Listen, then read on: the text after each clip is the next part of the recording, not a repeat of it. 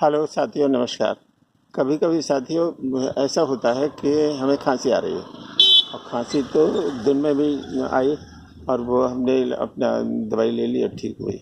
और जब हम रात को सोते हैं तो सोते ही हमें खांसी आना शुरू हो जाती है और हमारी नींद टूटी और हमें परेशानी होती है। साथियों, कुछ नहीं करें आप, केवल घर में आप अदरक को काला नमक लगाइए और उसे लेकर के चूसते रहिए। एक बार चूसेंगे, नींद आ जाएगी, आराम से आप सुरक्षित रहेंगे और कोई परेशानी नहीं होगी। आप दवाई वगैरह कम लें और वे आप अदरक का रस लेने के लिए कोशिश करें।